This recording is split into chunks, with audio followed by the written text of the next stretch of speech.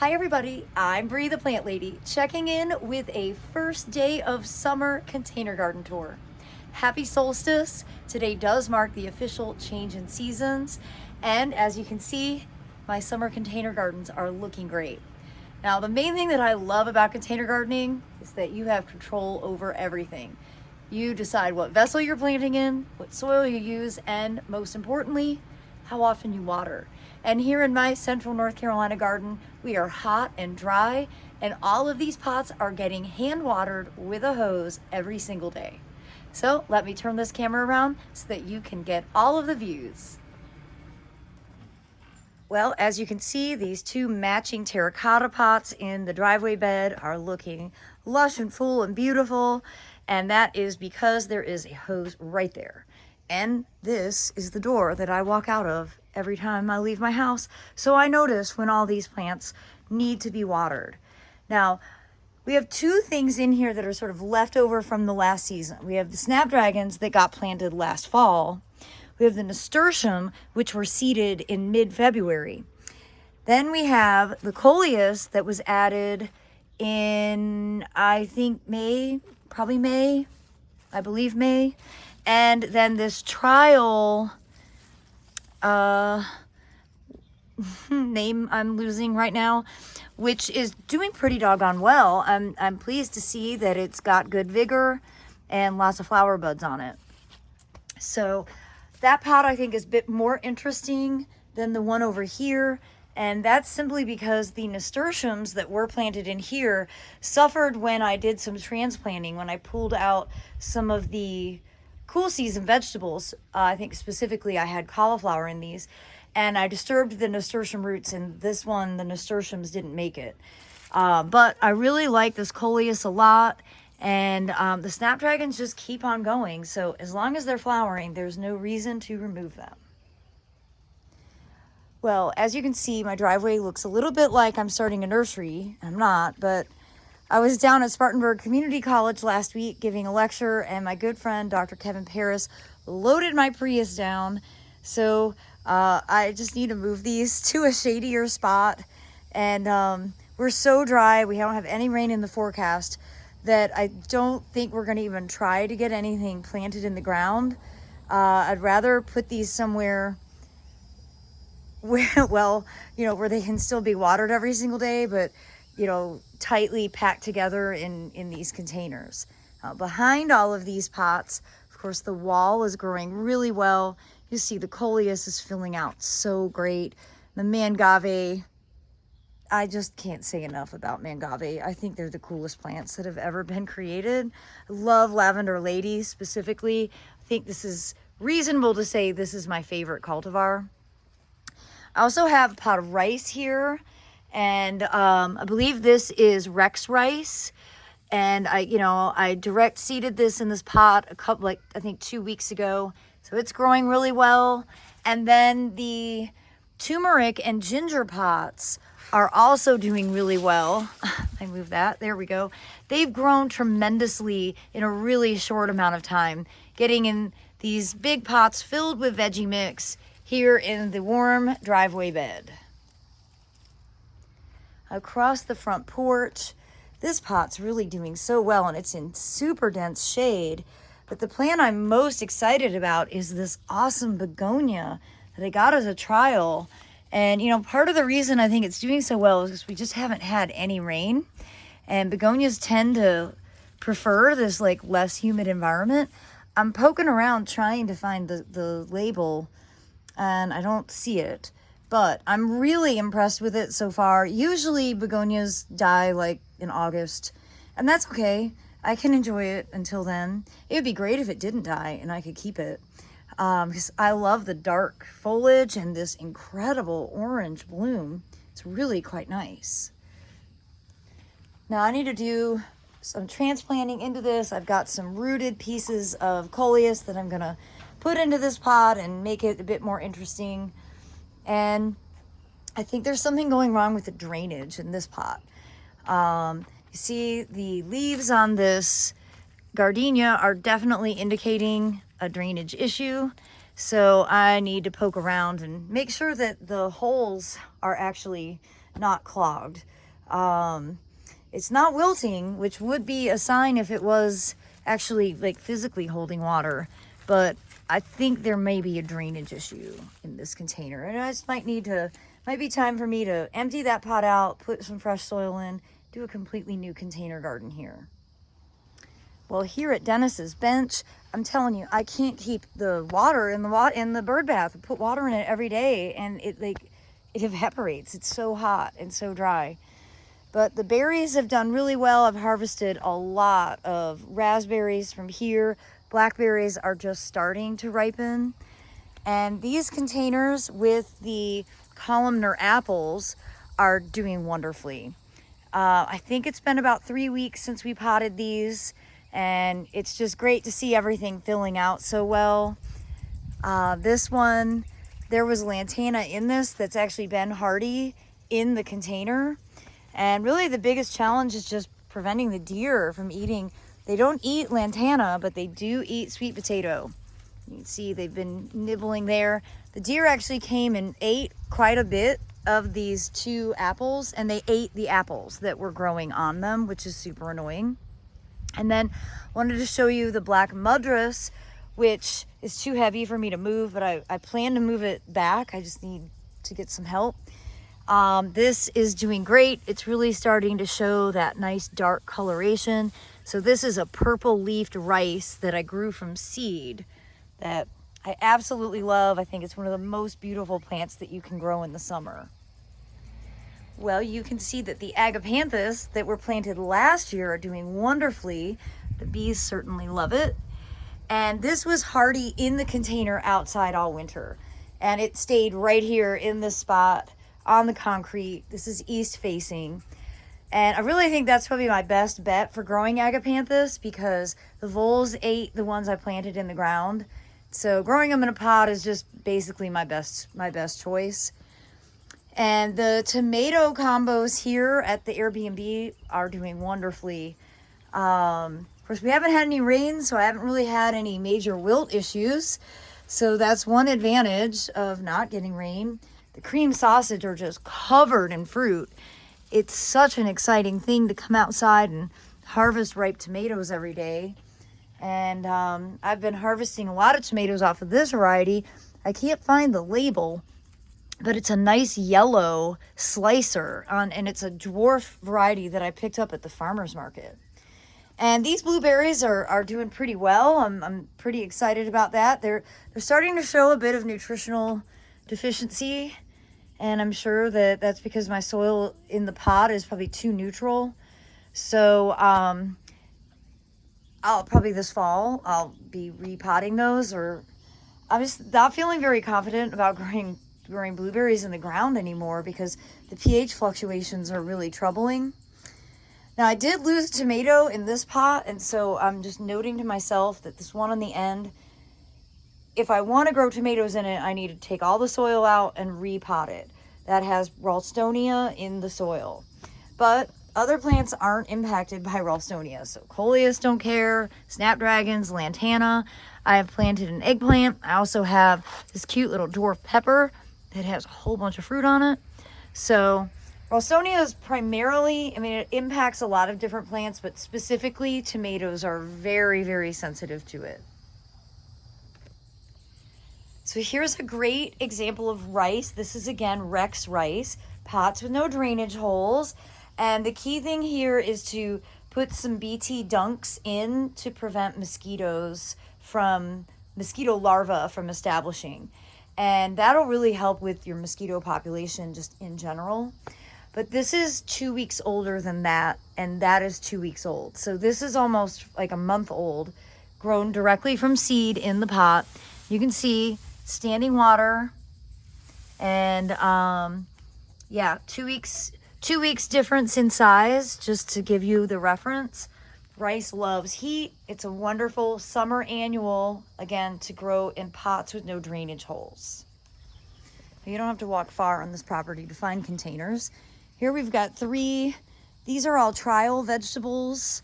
A great big pepper that really hasn't produced much yet, but oh, look, they are coming.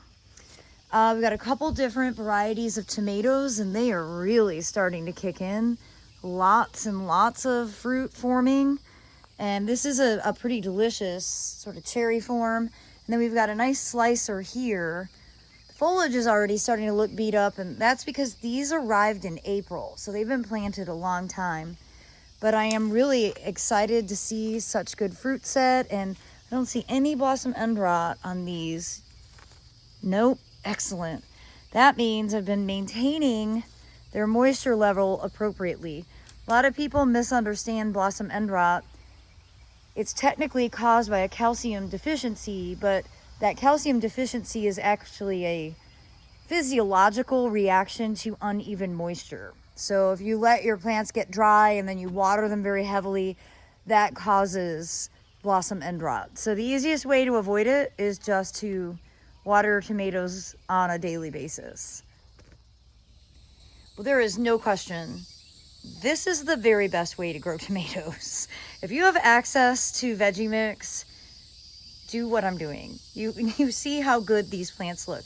These are all dwarf heirloom varieties that I bought at the farmer's market. I didn't start any of these from seed. And I've been harvesting off of these for over a month, and they look great. They're healthy, and they've got lots of fruit.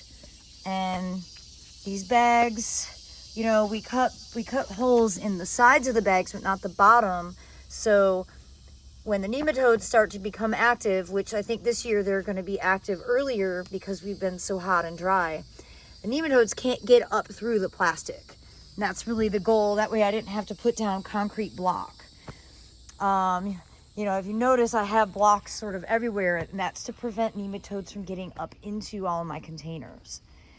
Now, these trial zucchini and squash, I think, are pretty much biting the dust. Again, we planted these on Eclipse Day. That was April 8th. And that's a pretty good run. And it wasn't the squash vine borer because I treated with diatomaceous earth, and that totally eliminates that problem. But it's this bug. That's its nymph stage. Sorry if that grosses you out. But you see what they're doing to the foliage. They're really just destroying it. But that's okay. I need to get new squash and zucchini seeded, and we can go ahead and undo these pots and get them replanted. Now, last week we did all of this potting. We did the bags of veggie mix with no drainage holes with the black madras rice that I got as plugs from Hoffman Nursery, and they are doing great. And these mixed combos with tomatoes, peppers, eggplant, and cucumber are all really starting to take off. So I'm quite pleased with all of this. And then you can see we've got a pot of potatoes here that we didn't harvest. They're just starting to senesce. So we're gonna let all the foliage die back before we harvest these. These are the ones that I potted about a month ago. I cannot believe how much they've grown. I don't think I've ever had potatoes grow that tall. All right, walking over to the greenhouse. These are just a few days old, but they're already starting to show, you know, some happiness. This is cream sausage tomato with some cucumbers. Yes, the greenhouse is full. Yes. I mean, there's no point in planting because it's easier to keep things watered like this with trays and stuff than it is to put them in the ground where they can get even drier faster. Until we start getting rain, we really don't have a lot of options. These pots are doing really well. This has been a hardy ginger. I've actually grown this in this pot for several years outside. And that is a turmeric that I grew from the grocery store 2 years ago, and I've just been overwintering it. And ginger from the grocery store there. All of these grow bags are doing much better since they've been getting watered on a regular basis. Lots of peppers and tomatoes, more mixed combos with cucumbers and eggplants, and some blueberries mixed in here. And I get this question a lot: how do you know when cream sausage is ready? So this is a perfect example. These are not ready. You see, oh, here's some blossom end rot. So if you have tomatoes that look like that on the bottom, just pluck them off, throw them away. There's no point in leaving them on the vine. They aren't edible. So this one you could harvest, but it's not really ripe. But this one, you see how much more yellow that is, and it's soft when you touch it? That is ready to be eaten. And oh, it's so delicious. And these raspberries are looking much improved now that they are getting watered.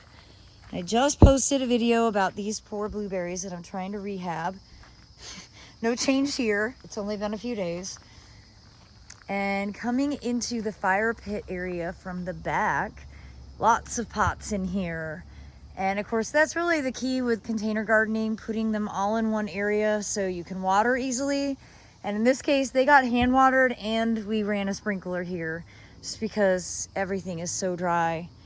But you can see the eggplants are doing very well. I've already been harvesting quite a few eggplant.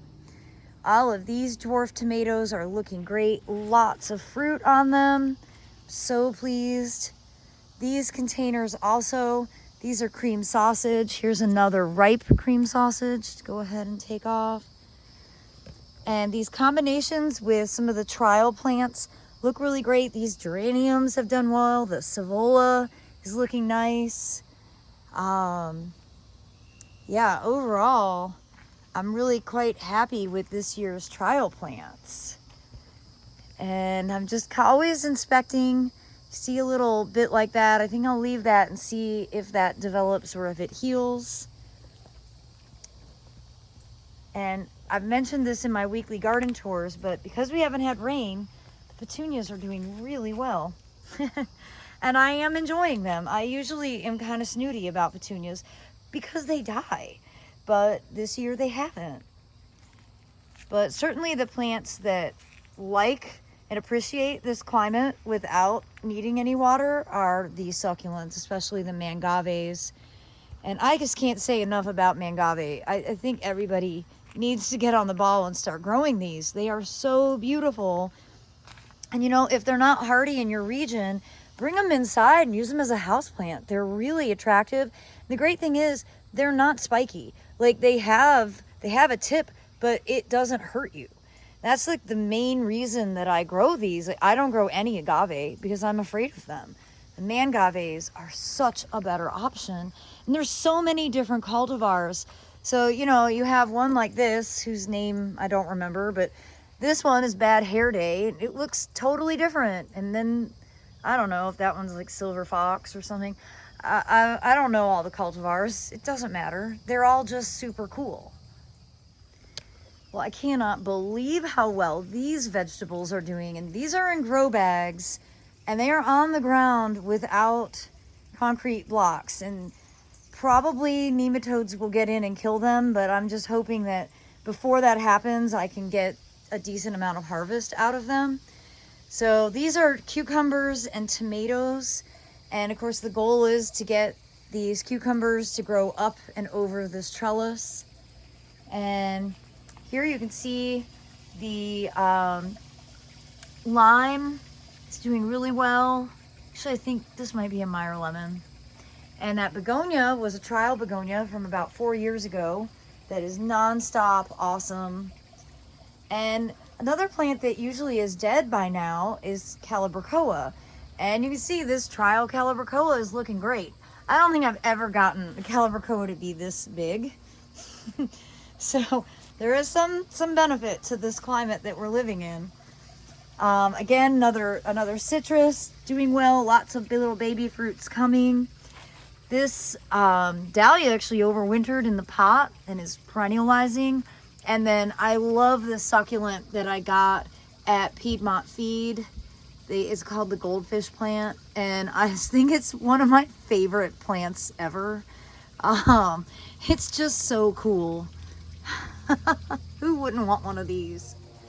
So I've had a lot of people ask about these bigger kind of mesh pots that I often use. And part of the reason I use them is I have so many of them. One of my longtime friends, Noel Weston, who sadly has since passed, gave those to me. And well, they've just been really useful.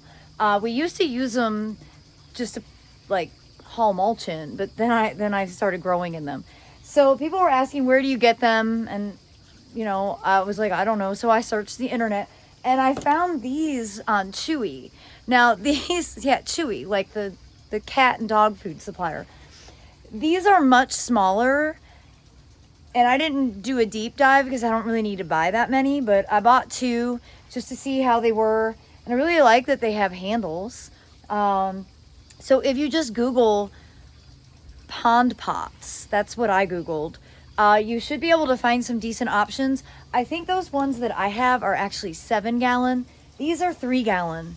And I have to say, I think 3 gallons are too small for growing vegetables in the summer.